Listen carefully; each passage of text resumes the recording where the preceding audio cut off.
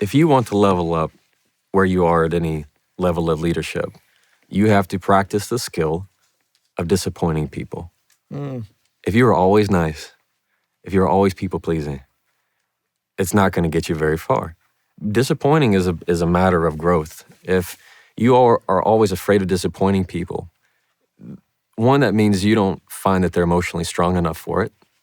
Two, it means that you find yourself so important and vital to their mental health or through their life that you have to baby walk them, hold their hand through every single conversation.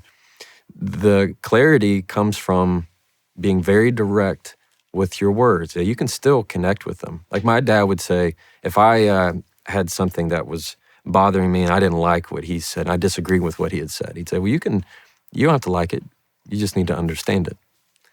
I mean, it was good that he disappointed me very early, that it is very comfortable to do it's not comfortable at the outset. It gets more comfortable as you go because you realize they're going to be okay. Maybe they don't realize it, but I know they're going to be okay because that's what I mean he would do for me. Disappointing people is hard because everybody's a recovering people pleaser. Everybody likes to make everybody feel good, and there's nothing wrong with that. But disappointing people is necessary. It's necessary for asserting your boundaries. It's necessary for standing your ground. It's a necessary part of being who you are as a leader. If you people please everybody, then you're not the leader. That's just so you simple end up truth. pleasing no one. Absolutely. Yeah. If you're going to people please, at least make sure one of them is you. Yeah. Boy, you know what? That's a bomb. That really is. Yeah. Like, I think if anybody goes to therapy and does therapy, if at some point your therapist gets to that point, that's the challenge, is that we're so worried about everybody else, and the one person we don't pay enough attention to is ourselves. Yeah, we get into these situations where maybe it's 5 years in, maybe it's 2 weeks in, whatever it is, you look around and go, why am I doing this? Yeah. Why am I doing this?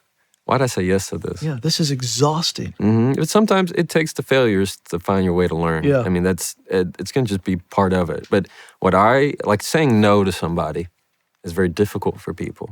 Sure. Saying no, turning that down, not attending that breakfast with a work associate who thinks y'all are BFFs, things that you need to say no to. When you say maybe, we'll see, I'll get back with you, it just lives in your head rent-free. It just continues on. When you say no, there's that temporary discomfort, but it's gone. Then you're not having to carry it nearly as much. What happens is a lot of people are carrying a lot. And then they get mad, not at the other person, they're just mad because they're carrying something heavy. It's a lot easier to say no to somebody if you explain that the no is based on a yes that you've already decided on. Interesting. And I find that sometimes if I have to say no to like a coffee or it's like, that's easy because you can go, well, I've already got something on my calendar. Right. So we're effortless in saying something like that to somebody. Can you do this? Well, Yeah. I can't because I've got a meeting.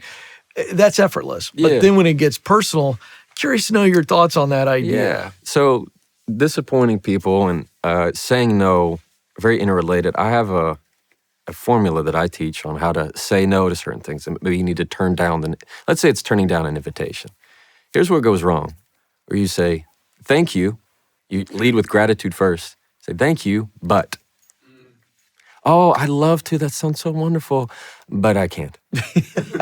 So you lead, the mistake happens when you lead with the gratitude and then you end with the no, because the word but takes away from everything.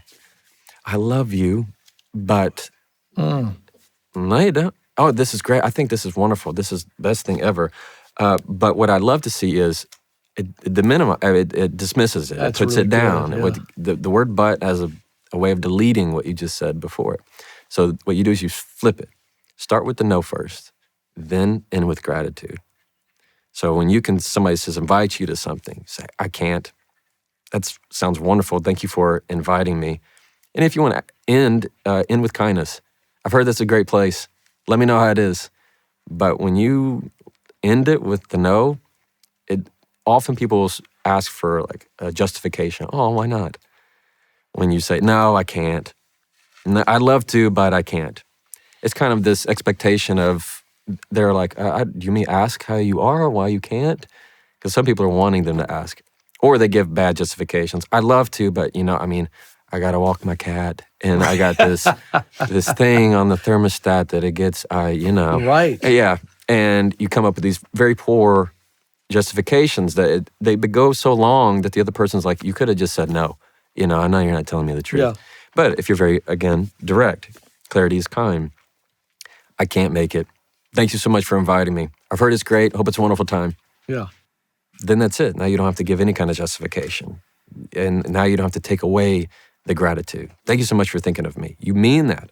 Not like, thank you so much for thinking of me, but I can't.